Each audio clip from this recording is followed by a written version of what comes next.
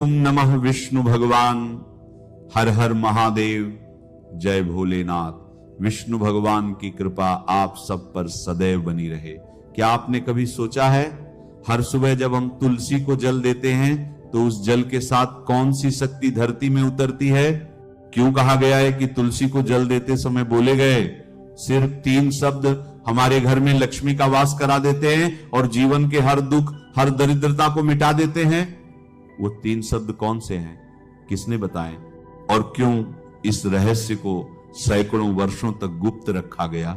आज की इस पवित्र कथा में हम सुनेंगे वही दिव्य रहस्य जो स्वयं विष्णु भगवान ने लक्ष्मी मां को बताया था। कैलाश पर्वत पर उस दिन का दृश्य विलक्षण था। चारों ओर गंगा की कलकल ध्वनि गूंज रही थी और नंदी विष्णु भगवान के चरणों में ध्यानस्थ खड़े थे। लक्ष्मी मां, जिनके मुख पर सदैव एक गंभीर शांति रहती थी, उस दिन कुछ विचलित सी लग रही थी। उनके मन में एक प्रश्न बार बार उठ रहा था, पर वे उसे शब्द नहीं दे पा रही थी। विष्णु भगवान ने अपने नेत्र खोलकर उनकी ओर देखा और मुस्कुराकर बोले, देवी क्या बात है? आज तुम्हारा मन किसी रहस्य को जानने को उत्सुक लगता है। लक्ष्मी मां बोली, प्रभु मैं प्रतिदिन देखती हूं कि आप और मैं मिलकर नित्य तुलसी के पौधे को प्रणाम करते हैं। आप स्वयं उसे जल अर्पित करते हैं, परंतु मैंने ध्यान दिया कि हर बार जब आप जल चढ़ाते हैं तो आपके मुख से कोई मधुर शब्द निकलते हैं, जैसे कोई छोटा सा मंत्र। मुझे यह समझ नहीं आता कि वो कौन सा मंत्र है जिसे आप इतनी श्रद्धा से बोलते हैं। विष्णु भगवान मंद मुस्कुराए बोले, देवी यह जो तुमने देखा वह साधारण नहीं, वह 3 शब्दों का एक दिव्य मंत्र है जिसे ब्रह्मा से भी जानना कठिन है, परंतु इसे जानने का अधिकारी वही होता है जिसके भीतर शुद्ध जिज्ञासा हो, और आज तुम्हारे मन में वही जिज्ञासा है। लक्ष्मी मां के नेत्रों में चमक आई। प्रभु कृपया मुझे बताइए कि वो मंत्र क्या है? आखिर तुलसी को जल देते समय कौन सा मंत्र बोलना चाहिए जिससे भगवान विष्णु और देवी लक्ष्मी प्रसन्न हो? क्या वह केवल एक साधारण उच्चारण है या उसमें कोई रहस्य छिपा है? विष्णु भगवान गंभीर हुए। उन्होंने कहा, देवी इस प्रश्न का उत्तर बहुत बड़ा है। जो इसे जान लेता है वह दरिद्रता, दुख और दोषों से मुक्त हो जाता है, परंतु इस मंत्र का महात्म केवल सुनने से नहीं समझा जा सकता। इसके पीछे एक अद्भुत कथा है जो स्वयं श्री कृष्ण ने देवी सत्यभामा से कही थी। किंतु देवी, इस दिव्य मंत्र का रहस्य जानने से पहले मैं तुम्हें तुलसी की उत्पत्ति का रहस्य बताऊंगा। तुलसी की उत्पत्ति का रहस्य सुनने से ही मनुष्य को अश्वमेध यज्ञ का फल प्राप्त होता है। अब ध्यानपूर्वक सुनो। यह कथा उस समय की है जब असुरों और देवताओं के बीच निरंतर युद्ध चल रहा था। विष्णु भगवान बोले, बहुत काल पहले दैत्यराज जलंधर नाम का एक असुर हुआ। वह समुद्र से उत्पन्न हुआ था और उसमें अपार शक्ति थी। उसके तेज से त्रिलोक कांपता था, परंतु उससे भी अधिक पवित्र थी उसकी पत्नी वृंदा। वृंदा एक अद्वितीय पतिव्रता नारी थी। उसकी तपस्या, उसका संयम और अपने पति के प्रति उसका अटूट विश्वास इतना प्रबल था कि उसके कारण स्वयं देवताओं को भी युद्ध में विजय नहीं मिलती थी। बल था कि उसके कारण स्वयं देवताओं को भी युद्ध में विजय नहीं मिलती थी। जब देवताओं और जलंधर के बीच युद्ध हुआ तब देवता अनेक बार पराजित हुए। तब वे भगवान विष्णु के पास गए और बोले, प्रभु जलंधर तो आपकी ही शक्ति से जन्मा है, परंतु उसकी पत्नी वृंदा के पतिव्रत के कारण हम कुछ नहीं कर पा रहे। उसकी नारी शक्ति उसे अजय बना रही है। भगवान विष्णु गंभीर हुए। उन्होंने कहा, वृंदा का पतिव्रत वास्तव में अद्भुत है। ऐसी नारी का व्रत भंग करना किसी के लिए भी पाप समान है, परंतु जब अधर्म बढ़ जाता है तब कभी कभी धर्म को भी कठोर निर्णय लेना पड़ता है। विष्णु ने ध्यान लगाया और रूप बदलकर जलंधर का रूप धारण किया। वे वृंदा के आश्रम में पहुंचे। वृंदा ने उन्हें अपने पति के रूप में देखा और प्रणाम किया। उनका पतिव्रत खंडित हो गया क्योंकि उसने अनजाने में किसी और को पति समझकर उसका स्वागत किया, उसी क्षण जलंधर युद्ध भूमि में मारा गया। जब वृंदा को यह सत्य ज्ञात हुआ तो वह क्रोध और वेदना से कांप उठी। उसने भगवान विष्णु को श्राप दिया, हे नारायण, जैसे आपने मेरे पतिव्रत को भंग किया वैसे ही आप भी कभी पत्नी वियोग का दुख सहेंगे। उसके शब्द सुनते ही पृथ्वी थर्रा उठी। विष्णु ने नम्रता से कहा, हे वृंदा, तुमने धर्म के मार्ग पर चलकर यह जीवन जिया है, तुम्हारा क्रोध भी पवित्र है। मैं तुम्हारे श्राप को स्वीकार करता हूं, क्योंकि यह मेरे भविष्य के अवतारों में धर्म स्थापन का कारण बनेगा। परंतु तुम्हारी पवित्रता सदा इस धरती पर जीवित रहेगी। तुम्हारा शरीर भले ही न रहे, पर तुम्हारा नाम तुलसी बनकर सृष्टि में अमर रहेगा।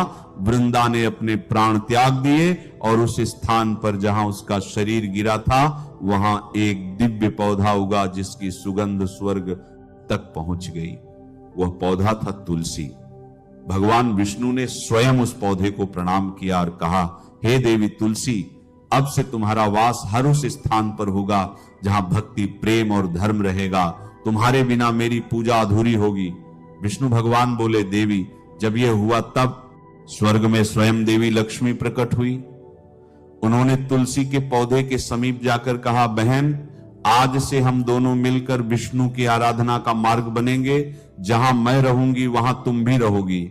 जो तुलसी को जल देगा उसे लक्ष्मी की कृपा भी मिलेगी। उस दिन से तुलसी और लक्ष्मी अविभाज्य हो गई। लक्ष्मी मां ने विस्मय से पूछा, प्रभु, क्या इसलिए तुलसी को जल चढ़ाने से धन की प्राप्ति होती है? विष्णु भगवान बोले, हां देवी, क्योंकि तुलसी धन की अधिष्ठात्री लक्ष्मी का ही रूप है, परंतु यह लक्ष्मी का वह रूप है जो पवित्रता, साधना और भक्ति से प्रकट होता है। इसीलिए तुलसी का पूजन केवल वैभव के लिए नहीं, आत्मशुद्धि के लिए भी आवश्यक है। लक्ष्मी मां ने आगे पूछा, पर प्रभु, यह तो भगवान विष्णु से जुड़ी कथा है, फिर आप स्वयं प्रतिदिन तुलसी को जल क्यों देते हैं? विष्णु भगवान मुस्कुराए, देवी, यह प्रश्न भी उतना ही गहरा है। तुलसी भले ही विष्णु की प्रिय है, पर वह मुझे भी उतनी ही प्रिय है, क्योंकि तुलसी वह माध्यम है जो मनुष्य के हृदय को शुद्ध करती है, और शुद्ध हृदय ही विष्णु को प्राप्त करता है। जब कोई तुलसी को जल देता है तो वह केवल जल नहीं चढ़ाता, वह अपने मन के मल को धोता है। इसलिए मैं भी नित्य तुलसी को जल देकर मानवता को यही संदेश देता हूं कि पवित्रता ही परम भक्ति है। लक्ष्मी मां ने कहा, प्रभु, तो क्या यह सत्य है कि तुलसी के पत्ते शिवलिंग पर नहीं चढ़ाए जाते? विष्णु भगवान बोले, हां देवी, क्योंकि तुलसी वृंदा का रूप है और वृंदा का पतिव्रत भगवान विष्णु से जुड़ा है, अतः उसका अर्पण केवल विष्णु को ही उचित है। परंतु इसका अर्थ यह नहीं कि तुलसी विष्णु को अप्रिय है। तुलसी का पूजन और उसके समक्ष दीप जलाना मेरे लिए भी अत्यंत प्रिय है, क्योंकि वह पवित्रता का प्रतीक है। लक्ष्मी मां ने हाथ जोड़कर कहा, प्रभु, तुलसी की उत्पत्ति का रहस्य तो आपने सुना दिया, अब कृपा करके 3 शब्दों वाले उस मंत्र का रहस्य भी बताइए। तुलसी को जल देते समय क्या मंत्र बोलना चाहिए? कृपा करके वह कथा मुझे सुनाइए। विष्णु भगवान ने शांत दृष्टि से देवी की ओर देखा, मुस्कुराए और बोले, देवी, तुम्हारा यह प्रश्न साधारण नहीं है। इस प्रश्न का उत्तर देने से पहले तुम्हें एक कथा सुननी होगी, क्योंकि बिना उस कथा को सुने इस मंत्र का अर्थ अधूरा रहेगा। यह कथा भगवान श्री कृष्ण और देवी सत्यभामा से जुड़ी है। उन्होंने भी वही प्रश्न पूछा था जो आज तुम मुझसे पूछ रही हो। तुलसी को जल देते समय क्या बोलना चाहिए? अब ध्यान से सुनो। ये कथा सुनने मात्र से ही पाप मिट जाते हैं और मनुष्य को 100 वर्ष तक तुलसी पूजन का पुण्य मिलता है। द्वारका नगरी उस दिन बड़ी शोभायमान थी। समुद्र की लहरें मोतियों सी चमक रही थी, महलों की दीवारें स्वर्ण सी दमक रही थी। देवी सत्यभामा अपने महल की बालकनी से नीचे देख रही थी, जहां देवी रुक्मणी तुलसी को जल चढ़ा रही थी। हाथ में रजत कलश, होठों पर मुस्कान और मुख से कोई मधुर मंत्र प्रवाहित हो रहा था। सत्यभामा के मन में जिज्ञासा उठी, रोज तुलसी को इतना महत्व क्यों दिया जाता है? क्या इस पौधे में कोई रहस्य छिपा है? वह तुरंत श्री कृष्ण के पास पहुंची। उन्होंने कहा, हे स्वामी, मैं प्रतिदिन देखती हूं कि आप तुलसी को जल चढ़ाते हैं और रुक्मणी जी दीपक जलाती हैं। कृपया बताइए इसके पीछे क्या रहस्य है? आखिर तुलसी का ऐसा कौन सा महत्व है कि स्वयं भगवान उस पर जल चढ़ाते हैं? श्री कृष्ण मुस्कुराए। देवी, यह प्रश्न अत्यंत शुभ है। तुलसी साक्षात लक्ष्मी का रूप है। जहां तुलसी का वास होता है वहां लक्ष्मी स्वयं निवास करती हैं। परंतु केवल तुलसी को जल देना पर्याप्त नहीं। जल अर्पित करते समय बोला गया एक छोटा सा मंत्र संपूर्ण जीवन बदल देता है। सत्यभामा ने विस्मय से पूछा, हे प्रभु, वह कौन सा मंत्र है? श्री कृष्ण बोले, उससे पहले उसका महात्म सुनो। जब तक उसके पीछे की कथा न समझो तब तक उस मंत्र की शक्ति प्रकट नहीं होती। श्री कृष्ण ने कहा, दक्षिण में एक नगर था जहां एक ब्राह्मण रहता था। नाम था रामदास। जन्म से ब्राह्मण पर कर्म से पापी। वह ना पूजा करता, ना दान देता, ना अतिथियों का आदर करता। व्यभिचारी, मांसाहारी, मद्यपाई और निर्दयी था। लोग उससे घृणा करते थे, पर वह अपने दुराचारों में मग्न था। एक दिन पत्ते तोड़ने के लिए वह एक ऋषि की वाटिका में गया। जब वह पवित्र तुलसी और अन्य पौधों को तोड़ने लगा तभी एक काला सर्प आया और उसे डस लिया। उसी क्षण उसकी मृत्यु हो गई। श्री कृष्ण बोले, देवी, जैसे ही उसकी आत्मा निकली, दो यमदूत प्रकट हुए। उन्होंने कहा, चल पापी, अब तेरे कर्मों का फल भुगत। वह दया याचना करता रहा, परंतु दूत उसे यमलोक ले गए। वहां चित्रगुप्त ने लेखा जोखा देखा और बोले, इस ब्राह्मण ने जीवन भर केवल पाप किया है। यमराज ने आदेश दिया, इसे घोर नरक में डाल दो। सदियों तक नरक की अग्नि में तड़पने के बाद उसे बैल के रूप में जन्म मिला। वही ब्राह्मण अब बोझा ढोने वाला पशु था। दिन रात पीठ पर बोझ और मालिक की मार। वर्ष बीतते गए, शरीर थक गया।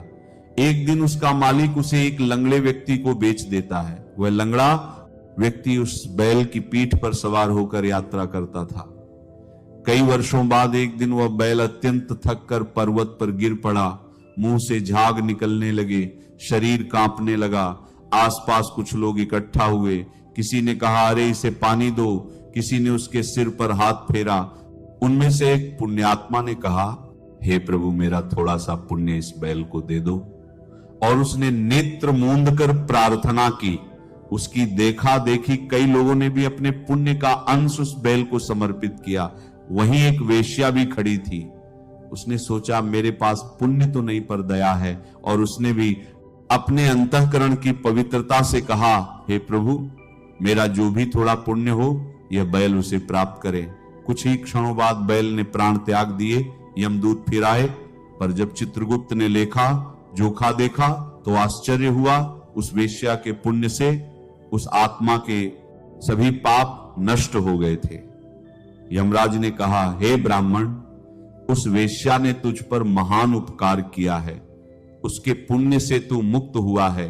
अब जा पुनः मनुष्य जन्म ले। इस बार वह ब्राह्मण एक श्रेष्ठ कुल में जन्मा।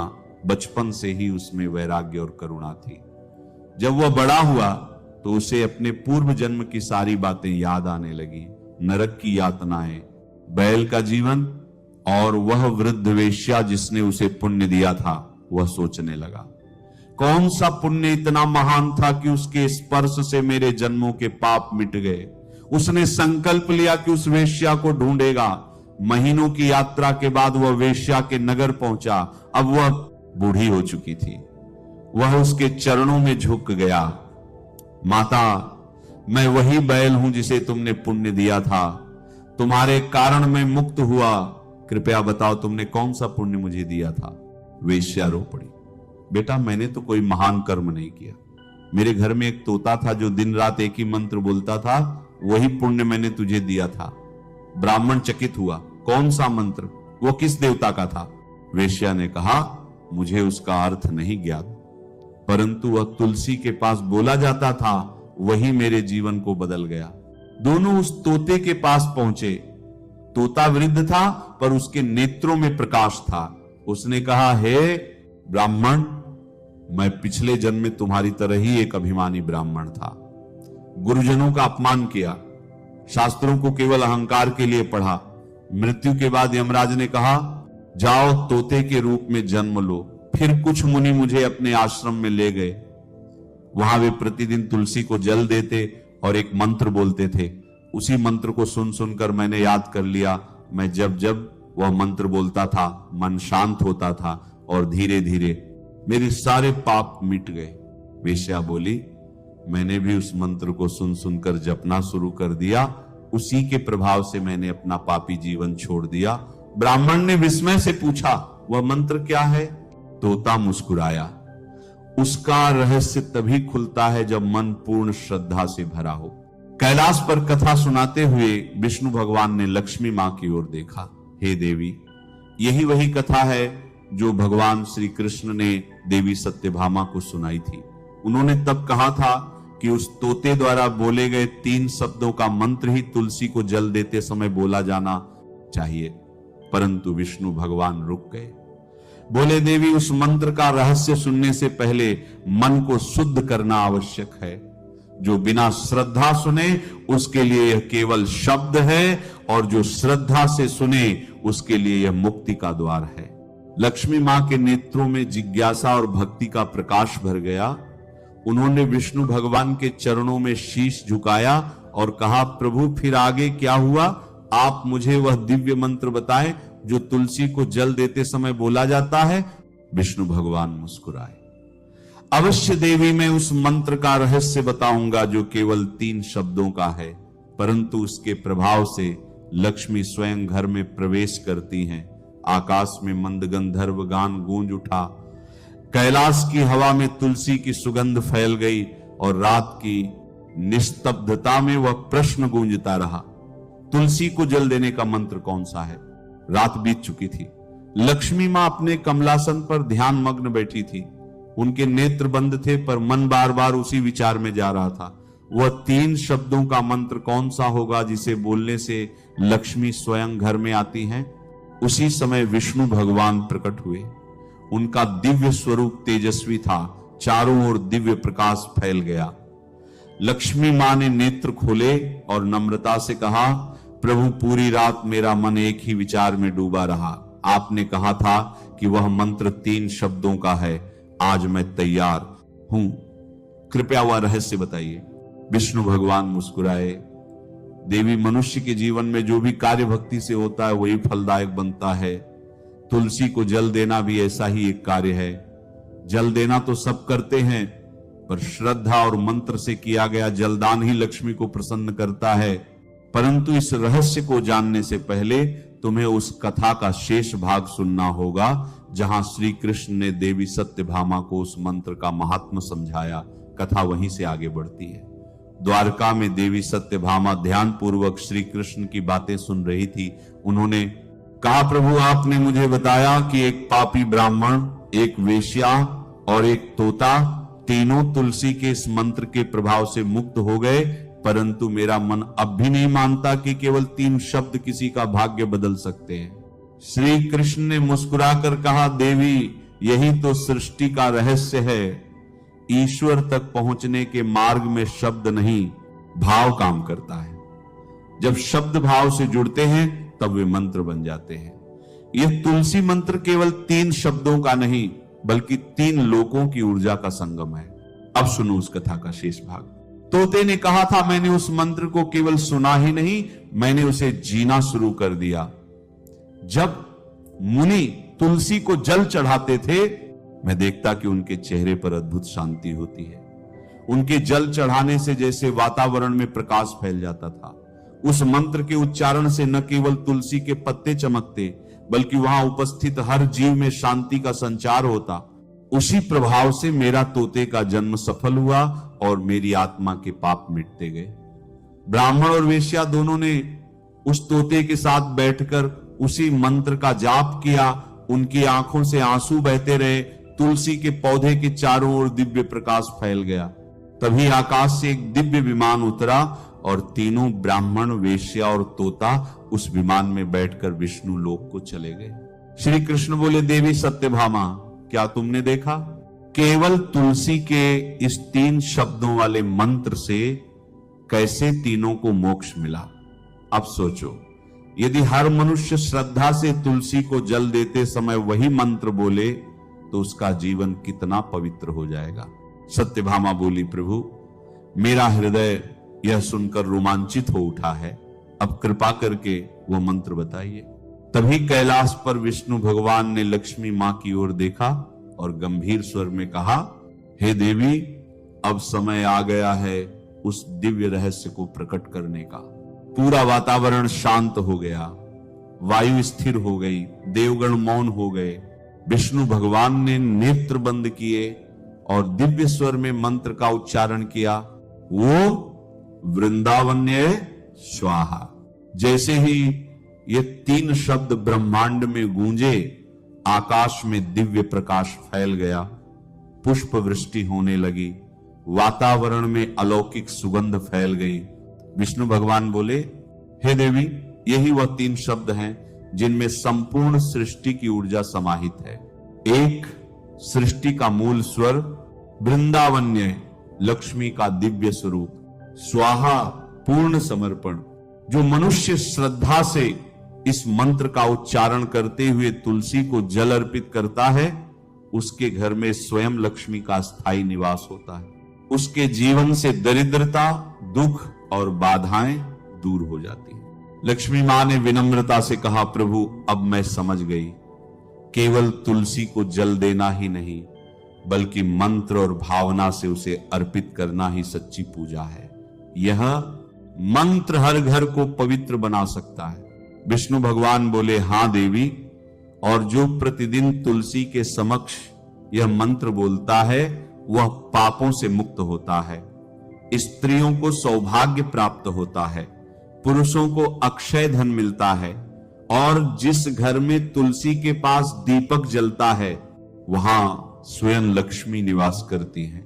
आकाश में दिव्य प्रकाश फैल गया, मंद हवा में तुलसी की सुगंध घुल गई। लक्ष्मी मां ने विष्णु भगवान के चरणों में सिर झुकाया और बोली, प्रभु, अब मैं प्रतिदिन इस मंत्र के साथ तुलसी को जल दूंगी ताकि मेरे हृदय में भी वही शांति और प्रकाश उतर आए। विष्णु भगवान बोले, देवी, जो मनुष्य श्रद्धा से इस मंत्र का जप करता है वह जन्म जन्मांतर के पापों से मुक्त होकर हरिधाम को प्राप्त होता है। फिर दोनों ध्यान मग्न हो गए और वातावरण में केवल एक ही स्वर गूंजने लगा, वृंदावन्य स्वाहा, वृंदावन्य स्वाहा। विष्णु भगवान बोले, जो मनुष्य श्रद्धा से तुलसी के पौधे को जल देता है उसके पाप नष्ट हो जाते हैं। जो तुलसी के निकट दीपक जलाता है उसके घर में कभी अंधकार नहीं रहता, और जो तुलसी के पास बैठकर हरिनाम का स्मरण करता है, उसके पास बैठकर हरिनाम का स्मरण करता है, उसका जीवन साक्षात तीर्थ बन जाता है। हे देवी, जब कोई तुलसी को जल देते समय वृंदावन्य स्वाहा का उच्चारण करता है तो वह केवल मंत्र नहीं बोलता, वह वृंदा की तपस्या को प्रणाम करता है, लक्ष्मी को आमंत्रित करता है और अपने भीतर की अपवित्रता को बाहर निकालता है। लक्ष्मी मां की आंखों से आंसू बह निकले। उन्होंने धीरे से कहा, प्रभु, तुलसी केवल एक पौधा नहीं बल्कि पवित्रता, समर्पण और धर्म का साक्षात रूप है। विष्णु भगवान मुस्कुराए, देवी, जो इस कथा को श्रद्धा से सुनता या सुनाता है उसके भीतर तुलसी जैसी निर्मलता उत्पन्न होती है। जो मनुष्य नित्य तुलसी के समक्ष इस मंत्र का उच्चारण करता है उसे धन, सुख, शांति और समृद्धि की प्राप्ति होती है। जो स्त्री श्रद्धा से तुलसी को जल देती है उसका सौभाग्य अक्षय होता है। जो पुरुष तुलसी के पास बैठकर मंत्र जप करता है उसके जीवन में कभी दरिद्रता नहीं आती। जिस घर में तुलसी के पास प्रतिदिन दीपक जलता है वह घर साक्षात लक्ष्मी का निवास बन जाता है। इसलिए हे देवी, तुलसी को जल देना केवल एक क्रिया नहीं, यह एक साधना है, एक तप है, एक मार्ग है जो मनुष्य को भक्ति से मोक्ष तक ले जाता है। मंद हवा चल रही थी, तुलसी के पत्ते धीरे धीरे हिल रहे थे, मानो स्वयं आशीर्वाद दे रहे हों। और उस दिव्य वातावरण में केवल एक ही मंत्र गूंज रहा था, वृंदावन्य स्वाहा,